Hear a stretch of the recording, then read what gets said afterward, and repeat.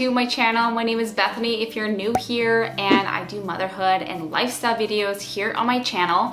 And recently I had my son Carter. He's actually close to 3 months old now. I finally got him down for a nap. He has hardly napped all day. It's like 3 o'clock in the afternoon and I'm a little exhausted, so I have a minute to film a video. He's on the monitor there. I'm watching out for him. He's finally asleep, so I'll put that there. And I want to share with you guys all of the details of my birth. It was a scheduled C-section, but nonetheless, it's still a story, and I'd love to share all the nitty-gritty details with all of you. And yeah, let's just get started. So starting off with a little bit of backstory, my first 2 C-sections were emergencies, and so I tried to give birth vaginally, but it just did not work out for both times for me, and so I decided to go ahead with a scheduled C-section for this time. I actually had a ton of peace about it. I was actually really excited about it because I knew what to expect. I had a date and a time on when it was gonna happen, and I was, really excited about that. And for me, I like to plan and look ahead to things, and so that was really awesome. And I honestly was just really excited about having almost like an appointment of when my baby was born. Basically, I had made up this plan with my midwives to do a scheduled C-section, so I knew right from the beginning of when I was pregnant that that's what I wanted to do. And so my midwives were very respectful of my wishes, and we got everything ready to go. I actually got a date from the OB who was going to be doing my surgery. I think I was probably 31 weeks pregnant when I got the date, which was June 30th. So kind of leading up to my birth, I was feeling a little bit anxious because if you don't really know my story, Carter is a rainbow baby. So I actually had a miscarriage pretty close to, it was actually this week last year. So it's almost been a year since I miscarried our other little baby at 7 weeks old, at almost 7 weeks.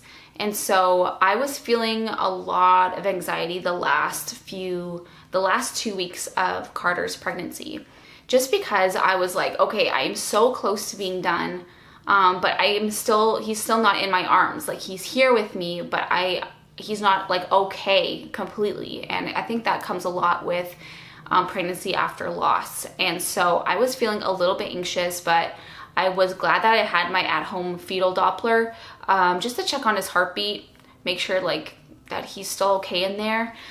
Because the last little while of my pregnancy, I had noticed that Carter's movements had become a lot less frequent than normal. And in my mind, I was thinking, okay, this is totally because he's getting bigger, there's less room in there. But I just noticed his movements weren't as frequent. So I did a bunch of kick counting and he was totally fine. So I was like, okay, we are only a few days away from my actual C-section. I'm sure everything is fine. So 2 days before my C-section, I was asked to go get blood work. And so they kind of would know what I needed and all that stuff, just to make sure everything was good. And then basically I was instructed to have like no nail polish on my fingers. I wasn't allowed to eat past 12 a.m. on the day of the C-section. I wasn't allowed to drink water or anything. And so I also had to wash myself with this antibacterial soap once the night before and then once the morning of my C-section. So that was kind of different as opposed to my emergencies where I didn't have to do any of that. We dropped off the kids the night before my C-section so we could just kind of relax and get to the hospital when we needed to. And I had gotten the call that afternoon that my C-section was going to be at 10:30 in the morning. And so I had to be there 2 hours early. It's definitely a really surreal feeling when you drop your kids off before you have a baby, because it's like, that their world is going to change too, not just yours. And that when you see them again, Kellen was going to be a big brother, and Brielle was going to be a big sister again. And when the baby's actually here, their world definitely changes. And so it's kind of like a bittersweet moment. And so I was a little emotional about that, just because it was kind of like the end of a season and the start of a new one, you know? So anyway, they had a great time at Grandma and Grandpa's. I'm so thankful for my parents that they were able to take the kids, and they just had a great time with them. So anyways, the morning of the C-section, I got dressed. I had my hospital bags packed for weeks just in case, because you never know, like I could have gone into labor. So anyways, we made our way to the hospital and we walked in, and it felt really weird because it felt like we were just walking into another appointment. It didn't feel like I was about to have a baby. Like it felt really weird, but like really sweet at the same time. It was like, okay, let's go now. It's our time and our day, and let's just do it. So yeah, walked up to the maternity ward and they got me all ready to go. I got changed and kind of sat in triage for a little bit because they didn't have a room ready for me yet. So I got dressed in my hospital gown, and then they went ahead and prepped me for surgery. So they put in my IV, which was great because this time around, because they actually put it in my arm right up here instead of on my wrist or on the top of my hand. So I didn't feel it at all, and it was so nice and comfortable. So once I had that done, they came back into the room and said that my COVID test that I had taken 2 days before that was invalid, because when I had taken that, it was in the middle of a heat wave. Like it was like 40 degrees Celsius here when I had Carter. Like it was so hot. And so when I got my COVID test done, apparently all of the tests that they had done these few days that were so hot had gone bad. And so I had to retake a COVID test. It was just the gargle test, so it wasn't that bad, but I tested negative, so Luke could be in the OR with me during the birth, which was great. So we just did that, and then they said it took 15 minutes for the results, which was awesome. So yeah, basically once we got the test results back, we were just kind of waiting for them, and basically just waiting to be wheeled into the OR for surgery. So we got wheeled up to the OR, and they actually had the OR doors open a little bit, and I could see another mom who had just given birth. And I don't know if you know this, but when you have a C-section and you're done and they kind of have you on this lift, they lift you up onto your actual bed. And so I was watching this other mom get lifted onto her bed, and I was like, okay, here we go. They're just kind of cleaning up the OR for after this birth, and then I'm next. So we kind of were just chatting and just waiting for our turn, me and Luke, and he was all suited up and ready to go. The surgeon came over to me who I had met previously, so I knew him and I had gone over everything with him at my appointment a few weeks ago. And so we just went over everything together again. And so basically he told me then that they were actually going to drop the curtain down when Carter was to be born, and so that I could actually watch him be born. And I was like, oh my gosh, I don't know how I feel about that. Like, I'm not good with blood. Like, I'm not good with that stuff. So I was like, I don't know if I'm gonna like this. But I went into it, I'm like, okay, yeah, let's do it. Like, I'm sure it's gonna be fine. So I get rolled into the OR first, and Luke stays behind. So basically the first thing that they do is they got me to sit up on the table, and they were like, okay, we are gonna put in your spinal now. So they got me to lean over. I got to hug a pillow. I was like, oh, this is gonna be fine. Like, I don't remember it being that painful my last 2 times. So they do one shot first, kind of to freeze the area, and then they'll put in your spinal after that. And I felt everything. It was shockingly painful, and I'm not telling you this to scare you, but my last 2 times I was focusing on contractions, and so I wasn't really focusing on the pain of the spinal. And so I was like, holy crap, that was not nice. That did not feel good. But it's so different from my past 2 experiences, so I don't know. So once I had my spinal done, they got me to lay down, and then you put your arms out like this onto the table, and they're not strapped down or anything. They're just there to put your arms somewhere that they're out of the way. And I can kind of feel my body start to go numb from the chest down. And then they start to prep me for surgery, which they will, once I'm frozen, they will put in the catheter. And so basically that's kind of nice that they don't do it while I am not frozen, because that's uncomfortable, obviously. And so it's kind of awkward too, because you're kind of like, your legs are kind of spread wide open, and so you're just kind of like laying there a bit exposed, and I don't really like that. I don't really like having everyone see me naked, basically, but whatever. That's just how it is when you have a baby. People are gonna see parts of you that you would rather keep private, but that's okay. They prepped me for surgery, and then they brought Luke in, and so he got to sit right by my head and just kind of talk with me and chat with me. This time I felt like I was so much more aware of everything because it wasn't an emergency. It was super relaxed, and you know, I could kind of almost concentrate on what they were doing more. I knew what they were doing. I know how it works. And so in some ways I didn't really like that because I can kind of remember feeling them like snip through the layers of my abdomen, and that did not feel good. Like I was still frozen. I didn't feel any pain, but just having that tugging was not a great feeling.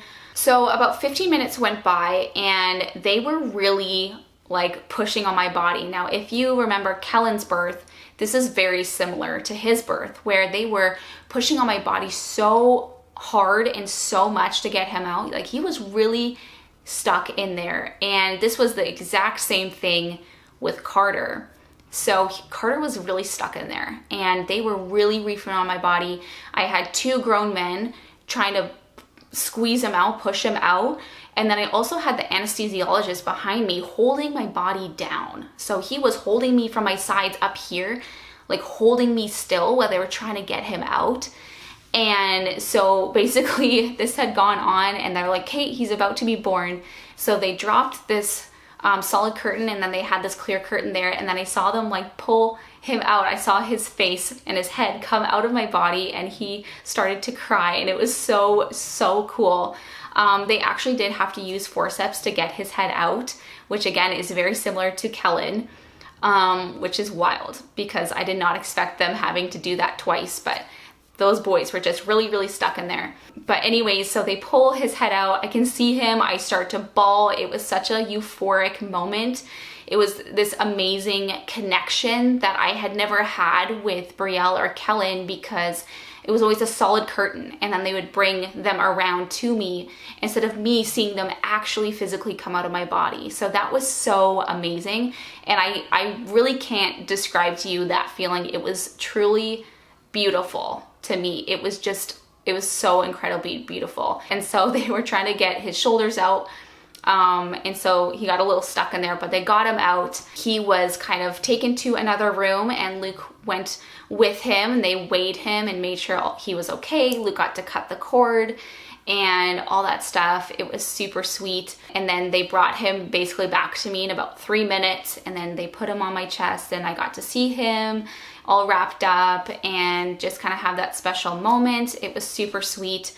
I just noticed immediately he looked so much like Kellen. It's wild how much they look alike. And he just had the sweetest little lips, and he was just so cute. Basically, once we had a moment there as a family, he was taken with Luke to the recovery room while they kind of finished stitching me up. And then of course, once they were done that, they put me on that big lift and lifted me over onto my bed. And then I was wheeled into the recovery room. So I was in the recovery room, and to be honest with you, like I felt so terrible. I couldn't even lift my head up. I was feeling extremely disoriented. I was not feeling good at all. Felt like I was so dizzy and just not doing well. I went into the room, and Carter and Luke were there, and so they brought Carter to me, and we put him on my breast, and he latched for the first time, and he started eating, trying to get something there, and it was such a special moment. So I was there kind of nursing Carter, and then my midwife came in because she was busy with another birth, so she wasn't there for my actual birth, but that was okay. But she came in, and she started talking to me about my blood, and I was like, okay, this is interesting. Like, because of the blood work that I had gotten done 2 days before my C-section, they knew that I had a rare antibody in my blood. And so this antibody is called antibody E, and it is actually quite rare, but you can develop it during pregnancy. And it's not because you get any infection or anything, but it's just because of what's going on in your body will create this antibody. And because of me having this antibody, my blood and Carter's blood were incompatible. And so when that happens, the levels of bilirubin in Carter's blood were really, really high. So he was quite jaundiced. And so usually when you have a negative blood type, which I do not, I don't have a negative blood type, you will get an enriched shot. So the shot kind of helps you and your baby to be kind of more compatible with one another, and so your baby isn't jaundiced when it comes out. And then there isn't more complications. But basically, this definitely was concerning, but they knew right away that his levels were going to be high. And because of that, they were able to intervene as soon as they could. So basically, we had our moment in the recovery room, and Carter latched and everything was good. But as soon as we were brought back to our room in the mother and baby ward, they immediately got his blood taken, and then that was sent to the lab, and we just kind of hung out there for a little while, and they kind of got the blood work back, and they basically said that his levels were extremely high. And at that point, he was so lethargic and so tired that he wouldn't even feed. He wouldn't even wake up for anything. And it was very concerning to see him that way.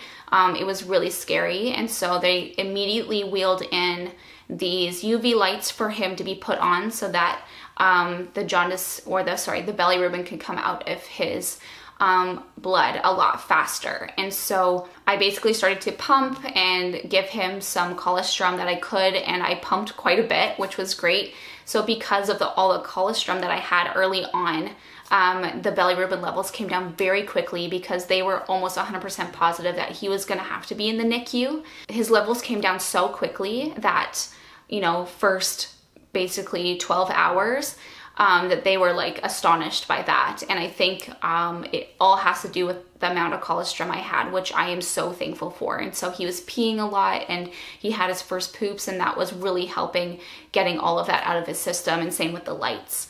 We had to keep him on the lights basically our entire time, and so I couldn't even swaddle him. I couldn't put him in any clothes or anything like that. So that's why he was always kind of naked in a lot of the pictures I posted, because I was to hold him to feed him, and then I was to immediately put him back on the lights and put his little mask back on so it wouldn't bother his eyes.